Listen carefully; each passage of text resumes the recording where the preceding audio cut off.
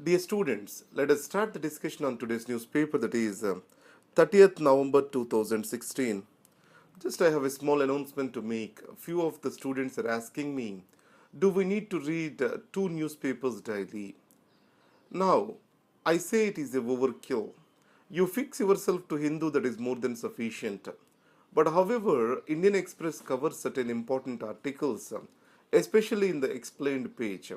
So I tried to cover those articles in the video and listen to the video and take down the notes, that is more than sufficient. And the second thing is, where this notes gets updated, that is at laex.in slash civilsprep. So this is the website where it is getting uploaded. And the third thing is, with regard to my party affiliations or something, that is purely personal, and I want to say you this. My objective is to give you an opinion about something that is happening around us. And the second thing, we need to understand an article from the perspective of democracy, liberalism, etc.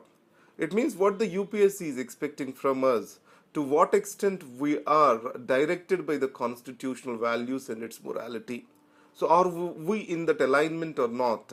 And from that perspective, I try to explain the articles to you.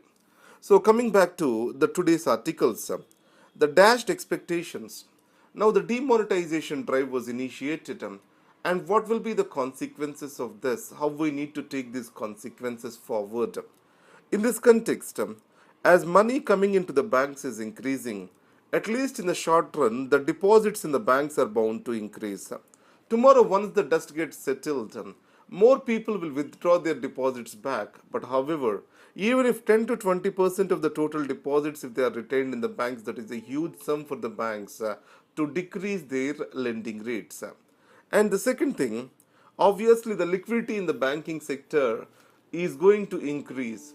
There is every reason that this increased liquidity may bring in indiscipline in the banking sector. So that's why the tightening of the money supply at the banks is necessary. So what are the steps before the government? Yesterday we discussed that rising the cash reserve ratio. So cash reserve ratio, it means what percentage of the money the banks have to keep with the RBI. On this amount, the banks will not earn any of the interest rate. But the tragedy of the banks is this: when CRR is raised, the banks have to pay the interest rates on the deposits, but they will not be gaining any interest rate from the RBI. So the banks always resent the rise in the CRR. During Y.V. Rao governorship, the market stabilization scheme was launched. In this, the banks are also, this is to suck out the excess liquidity that is existing in the market. That was the phase around 2003-2005. That was the phase when there was excess liquidity with people. So by releasing these bonds, this excess liquidity is being sucked up. In those days, it is called as overheating of economy. It means that the excess liquidity has led to the increase in prices and other untoward ill consequences. But the market stabilization scheme, if need to be implemented, it has to be carefully planned. And liquid adjustment facility. Under this, the government securities are being sold to the banks and liquidity is sucked from them. But however, the government securities available are not sufficient today. So in this context, what the government is planning to do? The government is more inclined towards CRR. RBI is also inclined towards cash reserve ratios. Now, further moving towards this, can we expect the decreased lending rates from the banks, interest rates from the banks?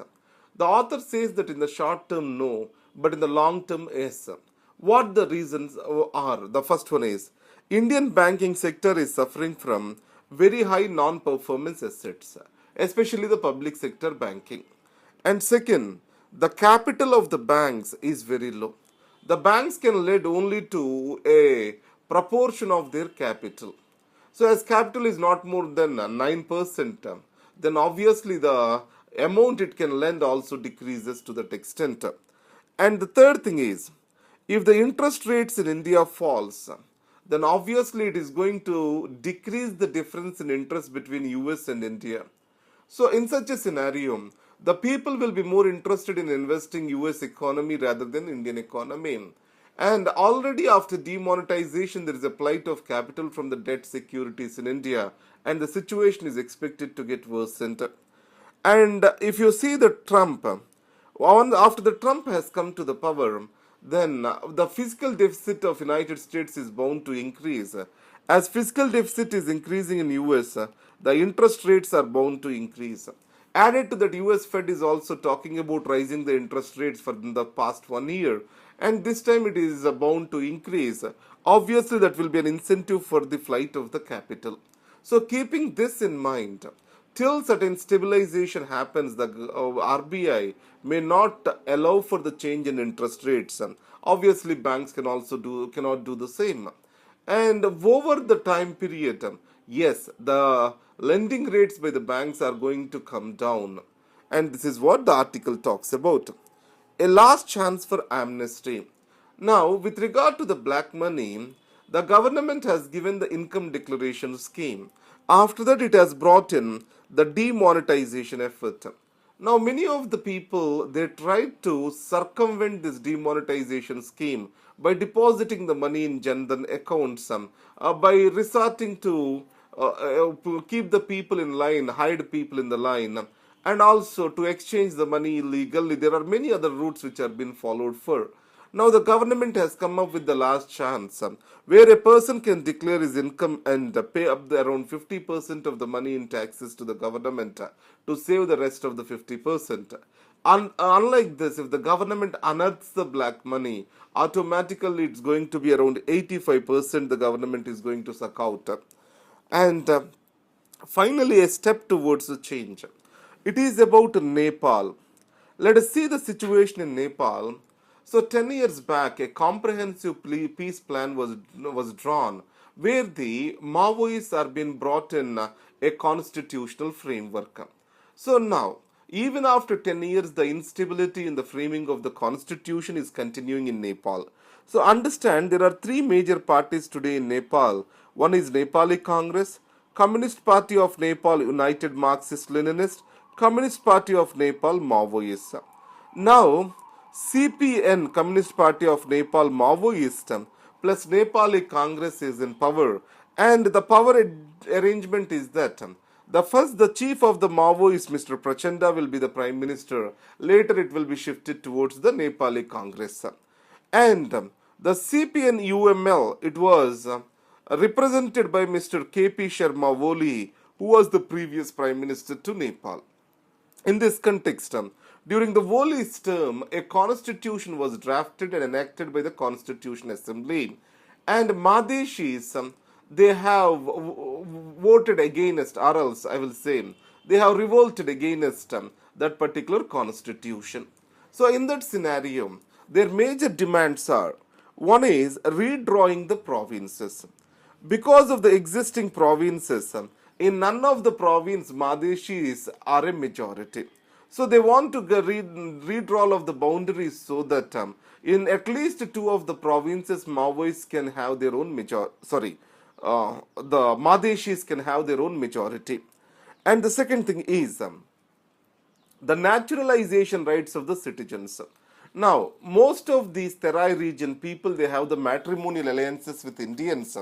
So, the naturalized people also shall get the constitutional rights to occupy the offices or to take up the constitutional offices. And the third thing is proportional representation in both lower house and upper house has been demanded by Madhesis. So, in this context, these amendments are introduced in the parliament, but however, to get these passed, a two-third majority is required, and Communist Party of Nepal United Marxist Leninist is nowhere ready to support this. And added to that, it claims that these are based on or these are due to a foreign hand. We can say it as it is indirectly hinting at India's role with regard to these amendments. And the Communist Party of Nepal United Marxist Leninist, Mr. Woli, he tried to play in China against India, and then the blockade, he described it as, and even it took it to the UN. So in these circumstances, there is a lot of bad blood created between India and Nepal during his tenure. Now, the federalism, how does it help? If we observe that the power sharing between communities, power sharing between regions, It is the best way to keep a nation stable. Historically, this is proven. If you take Belgium, if you take India, now if you take Sri Lanka, everywhere the power sharing between the communities is being promoted for. So, if you bring in a federal polity in Nepal, finally it will lead to greater stability in Nepal rather than being other way around. Now, the article is the long road to Mosul. Now, there is a fight which is going on in Mosul between Iraq army, Shia militias coming from Iran, and then Kurdish forces versus ISIS. Now, in this case, if you see the demography of Mosul, it's a million plus city, and most of them are Sunnis. Now, the government forces and everything, these are Shias, they are dominated by Shias. If the civilian casualties increases, that may lead to a resentment among the people against the government. And this resentment can be used by the ISIS to fuel the sectarian divide in the Mosul. So that's why, to what extent the government can withhold any of the atrocities by the Shia militias on the common people, and to what extent it can limit the civilian casualties, to what extent all these forces they can work combinedly or collectively against the ISIS determines the success of Iraq's war against the ISIS in Mosul. That's what the article talks about. Now, coming to the explained page. Now, what the Marrakesh has achieved. The Marrakesh COP22, its objective was not to bring something new but to frame the rules to operationalize the Paris Climate Change Agreement. So, in this context, there are various groupings which have come into existence and they have brought in some significant impact towards the climate change debate. And Marrakesh is very much significant as Trump has become the president. And in his election campaign, he said that he will move away from the climate change talks. In the Marrakesh, we have this International Solar Alliance moved by India. The objective is to bring all the countries that are living in, that are coming under tropics to harvest the solar energy, to develop new technologies, and to provide for standard procedures and processes in use of the solar energy was the objective of this. Around 26 countries have joined the International Solar Alliance. And coming to adaptation of African agriculture, you all know that African continent is worst affected because of the climate change. Through soil and water management, bringing the sustainable agricultural practices and food security is the objective of this group. And mission innovation, it is spearheaded by the United States of America. Around 23 countries are part of this, and $30 billion is being allocated for the research, and there are 7 focus areas with regard to this. That is development of solar cells, providing for green fuels, that is biofuels, and carbon sequestration and storage. All like this, there are 7 areas where they are interested in working on.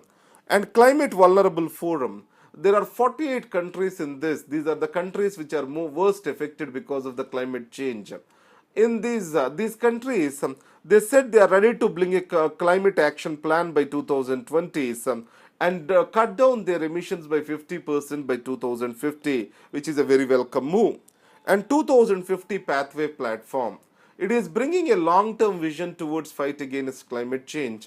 It is not just appealing to the nations, it is to the provinces, businesses, etc. to draw a plan for 2050. In this, almost 200 multinational companies are participating. Around 20 plus subnational groups are participating. In this, United States said on 2005 levels, it wants to cut down the emissions by 80% by 2050. And Germany said on 1990 levels it wants to cut down the emissions by 95% by 2050. These are the various groups that have come into existence and operationalized during the Marrakesh. These are the articles. Now coming to the notes. The dashed expectations. In spite of the bank deposit rise, the RBI is trying to raise the CRR, and this rise in CRR is going to decrease the fund availability with the banks. In the short term, the interest rates may not come down, but in the long run, yes. Finally, a step towards change.